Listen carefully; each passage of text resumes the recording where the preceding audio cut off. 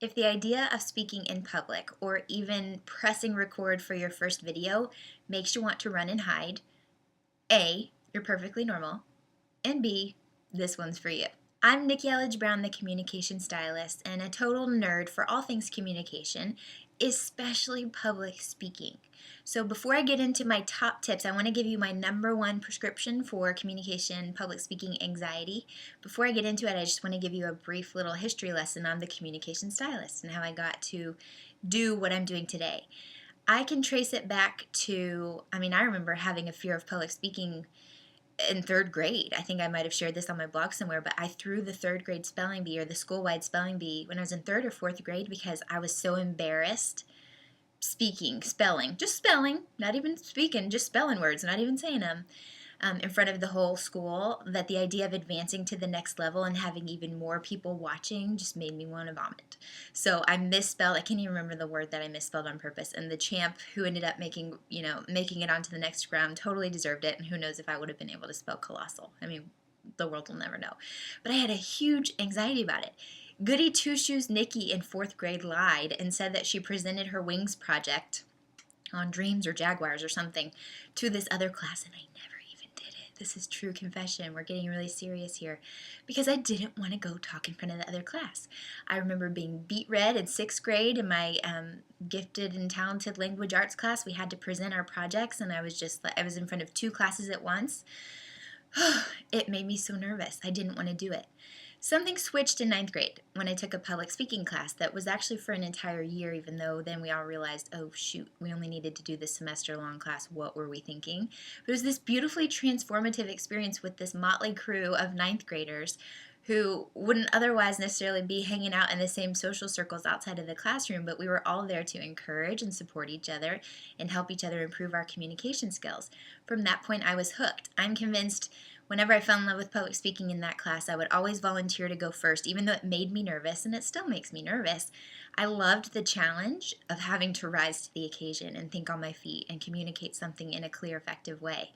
And I'm convinced that's exactly what made me check the box of the communication studies box when I went to visit my college, TCU, which eventually became my bachelor's degree, and then ultimately they offered to pay me to stick around to get my master's and teach public speaking at the graduate program at TCU.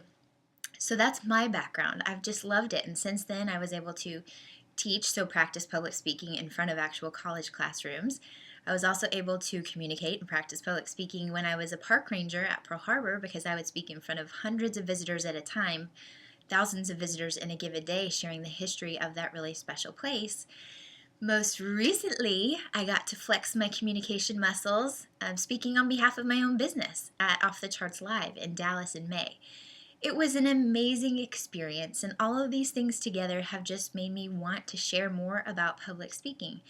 It's inevitable at some point, whether it's one-on-one and you're having a conversation with someone, or maybe it's one to a few, or it's one to many, or it's one to camera, that at some point as you build your business, it's your job, again, I believe, to be your own best spokesperson, and public speaking is going to be part of that. So I wanted to empower you with the super simple one-step prescription for public speaking anxiety, and that is practice. Practice out loud, practice in front of people, or if it's a camera, practice in front of the camera. There's nothing you can do. I remember sitting there with my students on a speech day, on a presentation day, and I would see so many of them looking at their outlines and looking at their notes, and I would just pray that they had listened to me when I told them exactly what I'm telling you now, and pray that they had actually practiced it out loud. Because just reading through it in your head is not the same as actually delivering it.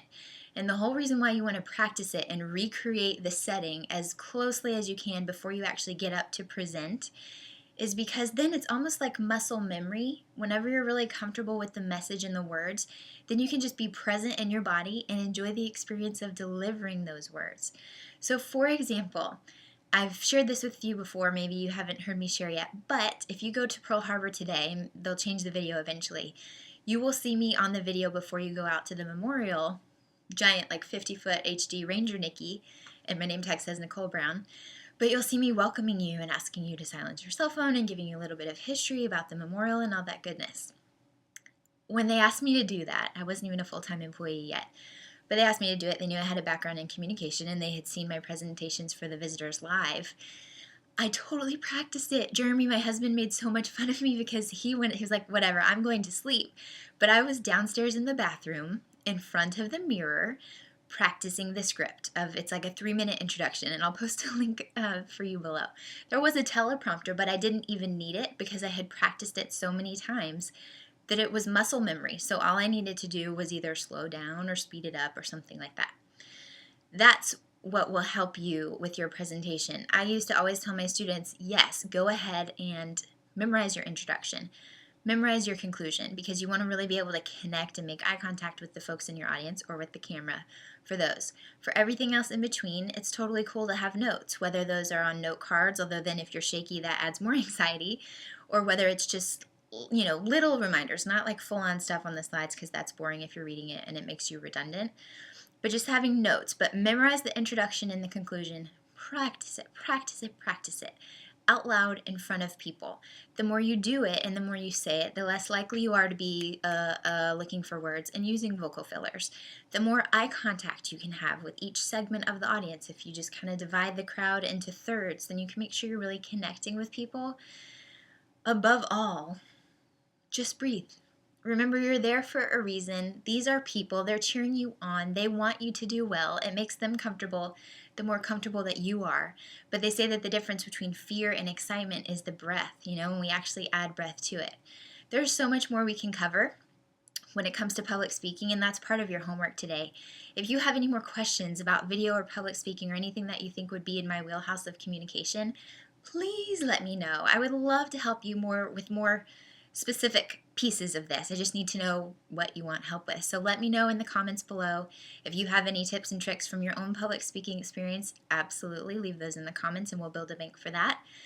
Otherwise, just remember, whatever it is, video, big group presentation, small group presentation, practice. Write it out and recreate the environment as closely as you possibly can so that whenever you get up there, you can take that deep breath, get into the zone, and work your magic and share what you have to share. You can do it. I can't wait to hear how great it goes. Let me know what else I can help you with on this, and I'll see you next time. If you're thinking about launching a product, program, or service into the world, and to be honest, you know you're thinking about it a little too much, this one's for you.